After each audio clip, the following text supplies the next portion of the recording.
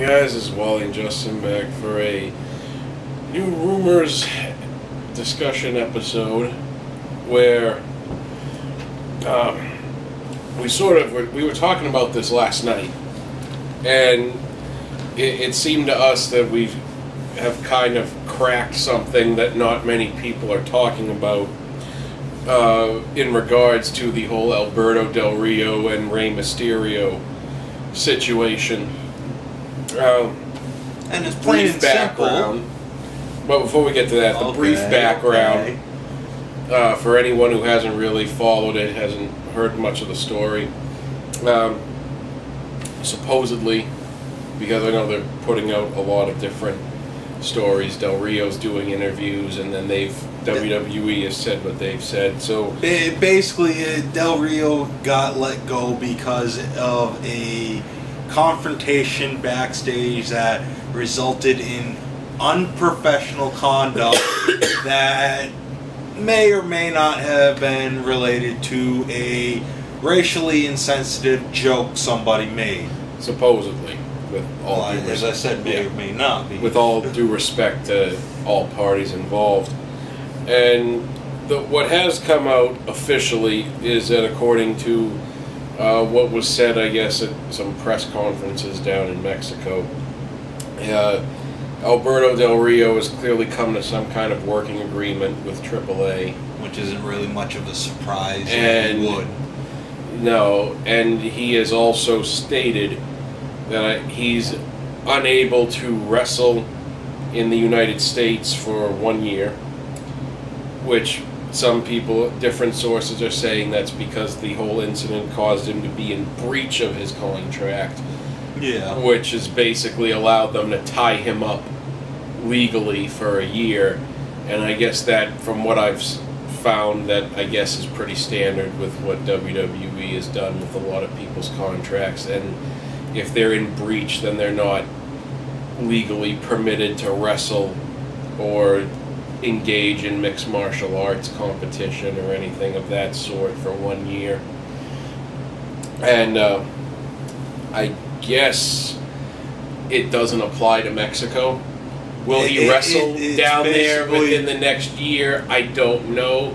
He may not wrestle until next year, just summer, just because it might be legally safer for him not to do so. Well, no. Again, he's not allowed to wrestle in the States for 1 year, yeah.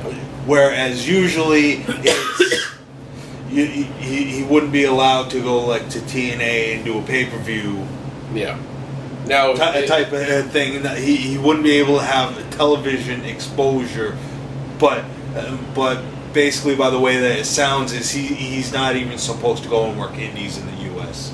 Yeah, and I'm wondering if he may not wrestle for AAA, like actually work a match till next summer, because it may be legally safer. Because what if they make the pay-per-view available on American cable systems? They can try. WWE it wouldn't surprise me if they try to fight that. They could, but it wouldn't really work out for them because they're losing the PR battle as it is. It's not in the U.S. Yeah. Technically, it's not in the U.S., and they're losing the PR war on this as it is already. Yeah. Because, of course, the ink on Alberto Del Rio's walking papers wasn't dry yet, and along came Conan. Well, yeah, and really, Del Rio was pissed off because supposedly when he didn't get fired at first, he got suspended with a follow-up phone call the next day to tell him he's fired. So, and that was really what pissed him off, is he didn't mind about the suspension because of his actions. I guess it got to the point it was Triple H was retweeting like their official statements about it. Yeah. Which is interesting because they took an action, and they went one step further than what they supposedly took originally, when in the reverse is that Emma situation from about, 2 months ago, where she was fired outright. Just a little over a month ago. She was fired outright, and they retracted that and doubled back on it, and now she was rehired, and they said, well, she's going to be punished internally. Yeah, and the funny thing about that was it was supposedly a misunderstanding. Yeah. And that, but before they even had any of the details, she got arrested, so she's fired. Yeah. Was basically their reaction. Yeah, because I know, she lawyered up when they arrested her. The lawyer was making a statement, which was stupid that they jumped to that before knowing the facts. Yeah. Now you think they would wait until they had the facts before they made a public statement like that. Yeah. But they didn't. I always figured she was a high profile, relatively high profile target, and it happens at a Walmart. So I figured, I probably figured the management at that store, their loss prevention was probably thinking, hey, high profile target. Hey, we'll get some publicity. Yeah, but so that's the in the nutshell. That's the sort of the brass tacks of the Del Rio situation, and WWE has really been losing the PR war because this is coming on the heels of the whole Rey Mysterio situation where he's refusing to cash checks and is supposedly trying to legally wrangle out of the stop that was put on his contract. Yeah. Though technically he's still injured, isn't he?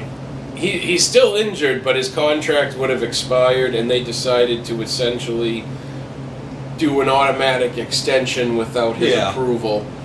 They decided to utilize the loophole that they put in the contracts now that if you're injured, then we can put your contract on hold till you can come back. Basically, as a way to not have to sign a new contract if somebody's out the last year. Yeah, I guess there was a thing where supposedly, Mysterio just wanted the contract to expire and be done with it and wash his hands of continuing to do business with the company. Yeah, and that was in response of them basically just wanting to make him. Yeah, they make him an ambassador when he came back. Yeah, basically just have him and go around and promote to all the Spanish speaking companies, be the face for those, and which was basically them putting him out to pasture. Oh yeah, because the highest profile thing I think he was involved in was being the last guy left in the Survivor Series match last year for his team, with Roman spearing him to hell at the last second, and that was about it. He really didn't have anything else very high profile afterwards with that. But that's on the Del Rio situation is coming on the heels of this, where now, I think Conan and AAA, or just Conan by himself maybe, started this whole, I believe it was him, because I hadn't heard of anybody else doing it, was this Free Ray hashtag trend. Yeah. And Del Rio made an appearance at the AAA event on Sunday night, the same night as SummerSlam, and basically in his in-ring promo, I guess he appeared with his old man. Yeah. And said WWE is a racist company. Yeah, he basically went on something like a 15-minute tirade about how WWE is a bunch of racists. Yeah, and then they had a whole kayfabe segment where Conan and his heel stable came out, and I guess Del Rio and his old man cleared the ring. Yeah. And then at the very end of the show, I guess, Mysterio, they played a pre-recorded video from Mysterio that was basically, I'll be back soon. Solidarity with the whole Del Rio situation and the whole Free Ray situation. And this is basically, it's a PR nightmare for WWE, I think, with the Latino audience, with the Spanish-speaking audience. It's a PR nightmare if someone cares. Yeah. I think if you're not a fan of Del Rio, you don't give a shit about the situation. Well, yeah, and then you know, with all this going on with Del Rio getting fired and that, all of a sudden, apparently, here comes Dixie trying to bring him in, just like she's done with every single other person that's been let go from WWE for the most part, as long as they had name recognition to them, because you don't see her trying to hire Brodus. Yeah, but, you know, they did do those one-offs for the New York tapings with Snitsky and Ryklon or Ricklon or however it was pronounced. It was Ezekiel Jackson. Let's get real. It was Ezekiel Jackson, as everybody else would know him. But apparently she wanted to bring him in to make him the world champion, to have a big name for the company again. And here's where and this is where the funny thing really comes in. Yes. On top of that, and this is where we've cracked the one thing. This is where I haven't heard anybody else talking about this, neither of you. I think we have cracked something here that not a lot of people are mentioning, which to me is the 1,000-pound elephant in the room, which is the original announcement, the very first company since after WrestleMania, when Jeff Jarrett announced the Global Force Wrestling Initiative and the partnership initiative, I say the company with this whole international network initiative he's building of different wrestling promotions. The first company was AAA. Yeah. Along with about like 7 different European promotions, a major South African wrestling promotion, which I'm assuming if it's an indie promotion from South Africa, I'm assuming this is probably where WWE got Justin Gabriel and probably. And so he's building this essentially a global version of the NWA. Yeah, and because it seems to be only he's doing it smarter. Like we always said, the NWA should have did years back. And it seems to be he's building a sort of a cooperative of wrestling promotions throughout the country. Because I think didn't he announce a promotion in India as well? I believe so. And maybe I'd have to double check that. But it seems to be a cooperative of international promotions who are going to augment this talent pool through these promotions that are not already in America. And this is where the big thing comes in, because if Del Rio and Mysterio end up in AAA, they're essentially in Global Force Wrestling. Jeff Jarrett just got these guys for free. He signed them without signing them. Yeah. And he's got to be laughing right now, and if I was Jeff Jarrett, I would be, because that he can really hammer that home against them and make it even more of a PR disaster, because now you can give Del Rio a live mic in America. Yeah. Through that. Well, yeah, you do what Heyman did with Austin. Yeah. Here's a mic. Just say it. Yeah, I mean... And that can turn out really good for him. And like I said, I wouldn't be surprised to see that the first big event that they did, you see Del Rio in the title match. Probably. Just to utilize him coming. And they can get around this they can get around this no compete thing. If Global Force Wrestling gets a television deal, they can show him in matches from AAA taped in Mexico. Yep. There are ways around this, but then record promos while he's down there where he's also speaking in English. And you can get around this. Well, these matches were recorded in Mexico. He's not competing in the U.S. And also, you're doing this big event. Do it in Europe. Yeah. You do it in Europe, bringing over the guys you're using from AAA and from India and South Africa and the U.S. and all that. that go over there to do the event, and technically it's not U.S. Yeah. They air in the U.S., but it's not. I mean, I think the U.S. I mean, if I was with the whole global force, with the whole global theme, I'm almost tempted to say, Jarrett, they should just come up with like a Latin American championship to just go throughout Central and South America, and have like I said, Puerto Rico and the smartest thing around there, and then send Del Rio around through the Puerto Rico, Dominican Republic, Central America, South America. Send him through as many, get him into as many Spanish-speaking countries, wrestling promotions with that title. Well, yeah, no. Again, it's like I told you months ago. In my opinion, the best way for them to do the whole GFW thing is, one, you have the world title belt. That's the top belt of everybody that moves around.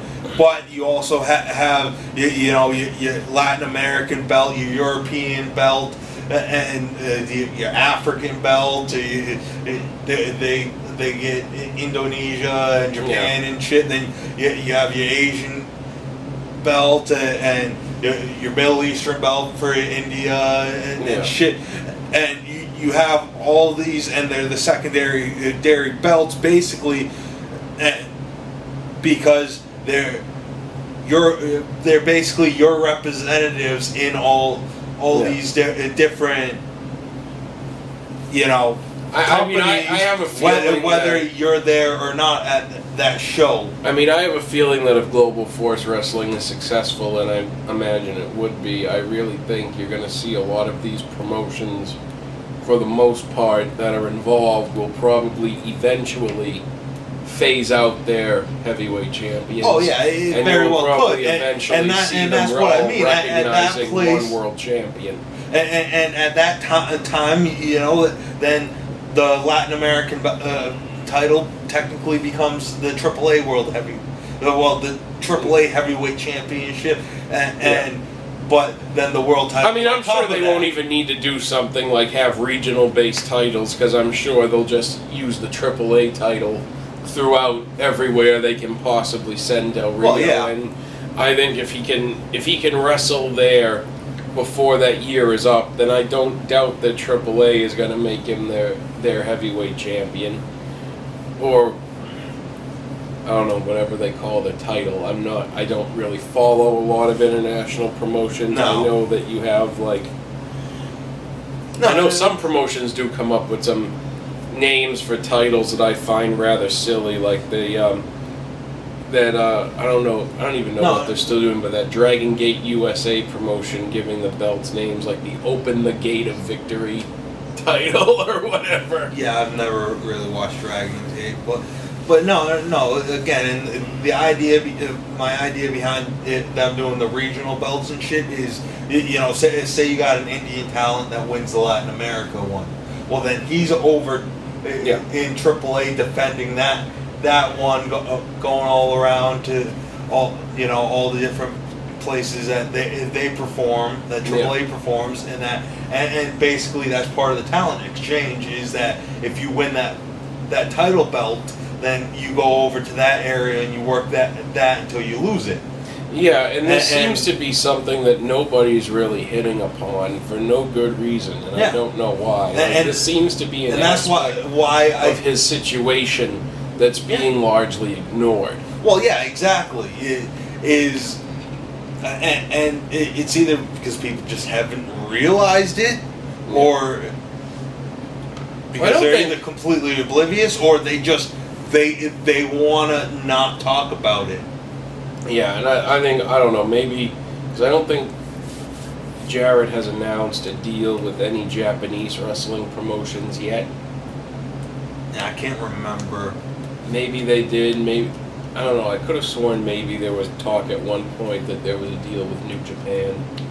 Yeah, that's potentially. Why I said I mean, really, I think that's the whole reason. About that, but I think that's probably the reason they WWE signed Kenta, was because they probably figured, well, otherwise Jarrett probably would have tried to make an agreement with Pro Wrestling Noah Yeah. And they probably figured, well, they could reroute around Jarrett there and figure, well, if he's not getting Kenta, then that deal would probably be worth $2.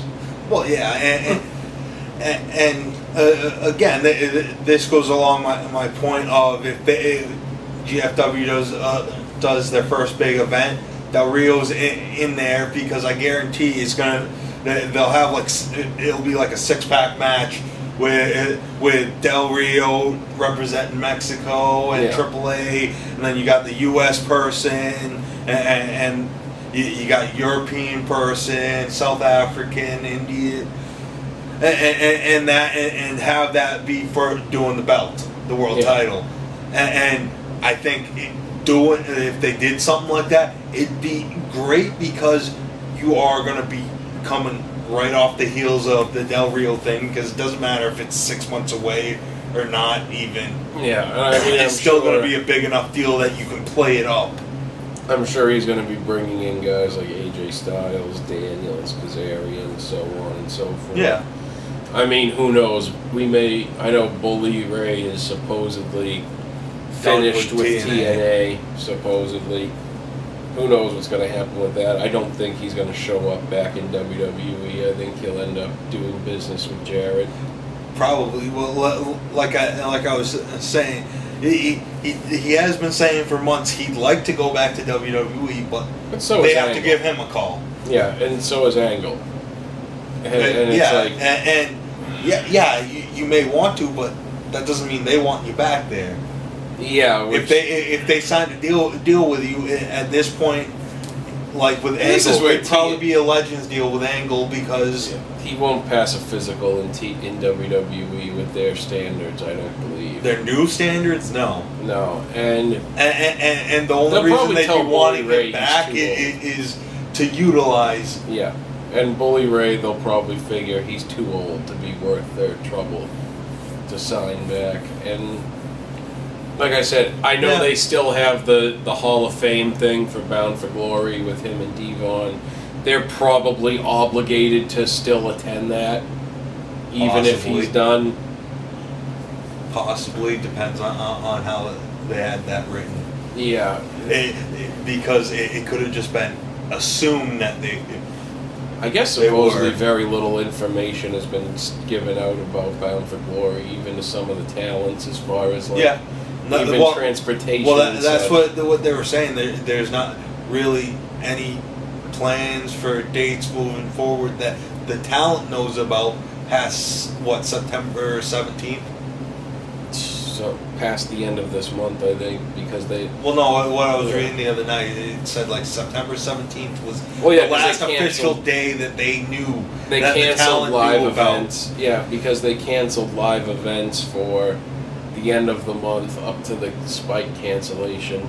Yeah. Which again, supposedly that's not the end of them either. Who knows? I mean, it speaks to the situation. I mean, I think this has been a huge thing, and it's for Jarrett's business. This is huge. That's what I was just about to say. And all this happening really just puts Jarrett in a much better fucking position than it was even to begin with, and he was in a great position to begin with. I mean, I could see them using Mysterio as a commentator if he's not able to wrestle. Yeah, I could see that. I wouldn't rule that out. Oh no. I mean, I'm sure. Who knows? They may try to. You may see. I think wasn't Ricardo Rodriguez supposed to be going down there, or? Yeah, as far as I know, he was going back to AAA. Yeah, so I mean, you might see him he might be an announcer or a commentator for them working through Global Force, something like that. Yeah. I know Del Rio's new name, I guess, it's written. I keep seeing it everywhere written as El Patron, but I'm sure there's It's El Patron. Yeah, it's El Patron. I'm sure there's an accent that's not coming through in type. Yeah. As far as when it's being written, when they're reporting on it. Well, you know, when you type it up, you got to do all those magically with the control alts and the numbers, the segments to get it right, to put the accents over the certain letters, and most people don't do that. Yeah. So I'm fairly certain it's El Patron myself as well. I just don't. I just don't understand why some people haven't put this together, because it really seems. Well, it's like I said, they're they're either completely oblivious to it, or they don't want it to get out. Like I wouldn't be surprised if Jared and AAA doesn't want that to get out because too soon. So that's the situation right there, and as I said, I think they're trying to keep it somewhat low key for now, because they're probably going to let this chill for a little bit, and I think when they make the big launch of Global Force, I think there's going to be a big announcement with that. But like I said to you when we were first talking about this, I think they're playing this off right now completely wrong.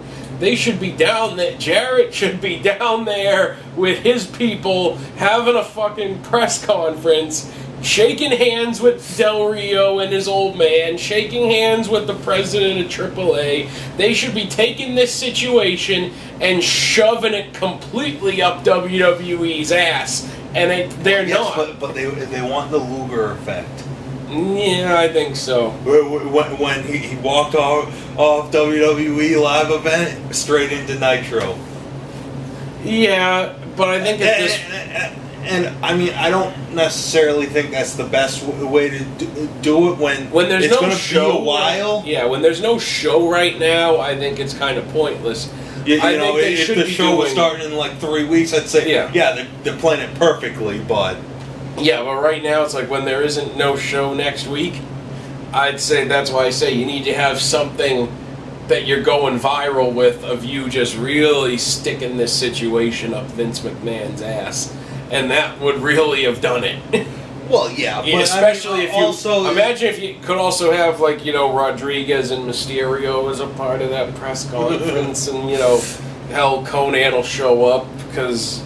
He's been pouring gasoline on this situation. Conan will show up anytime that you can call any American promotion a bunch of racists. Well, he's proved over the years, every time there's even a slight thing that you could call a company racist for, he's been popping up on his Twitter and saying this, that, and the other thing about every single one of them. And I mean, in some cases, you know what, he may be right about some of the people, but he really throws that gas in the fucking fire. Yeah, and I think sometimes he's just still angry with WWE over Max Moon. I'm gonna get in so much trouble with him on Twitter for that. Well, come on. The entire time he spent as that, the only thing he ever got to do when he was in WWE was teach Bret Hart how to do the sharpshooter. See, we gave him credit for something nice. That means people don't have to give him my Twitter handle and have him still yell at me for the Max Moon comment there and digging that out of the closet.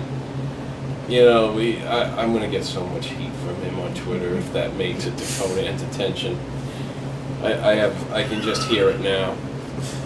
That is. Come on. He's a big AAA manager and he's going into surgery. He doesn't have time to watch. Oh wait, he's going into surgery. I guess he does have time. Maybe he does have a free half hour actually. While he's sitting in the bed healing up.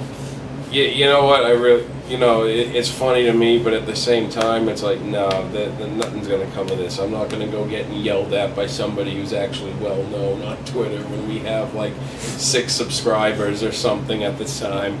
Yeah, and true. And 100 views, more than half of which was for a Guardians of the Galaxy film review. That this would be a no-name rapper trying to get Eminem's attention. I don't think it's happening. And I'm not. And it's not like I'm trying to get any wrestler who has a Twitter account's attention anyway, so it doesn't matter. But and I mean, if you are interested though in Conan's time in WWE, you can see it on the WWE Network for $9.99, and you can quote JBL $9.99. Yeah. Yeah, Austin 316 says I just whooped your ass. What is it? What did he say? JBL 999 says you get the network for $9.99 a month. Yeah.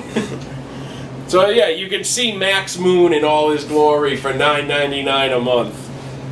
And well, you know, also seeing as we're talking about Mysterio, I just feel like I need to bring up the point that, well, they're going to be adding the Nitro videos soon. You can see what he looked like with his mask off. That big secret WWE wishes you'd forget.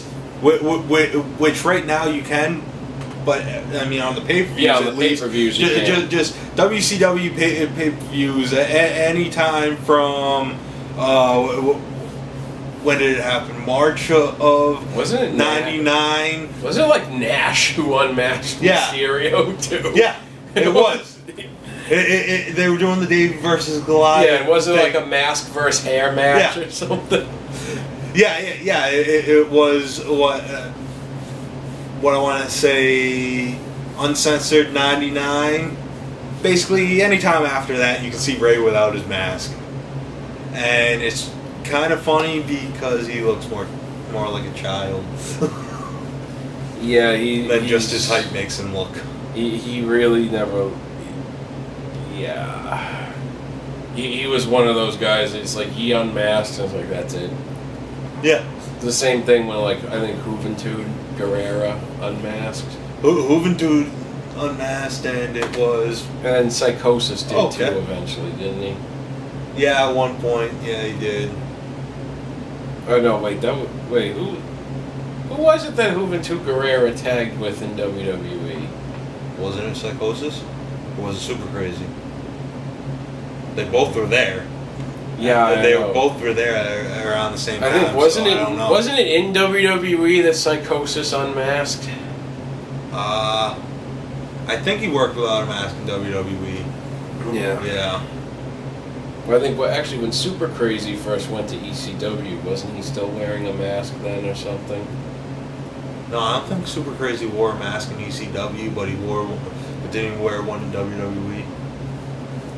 No, I don't think so, because I think when they first brought him in, he just went straight to the ECW. No, actually, he was on SmackDown. He was on the Invasion, yeah. This is going nowhere. Yeah, I don't really remember that part, but this is going nowhere.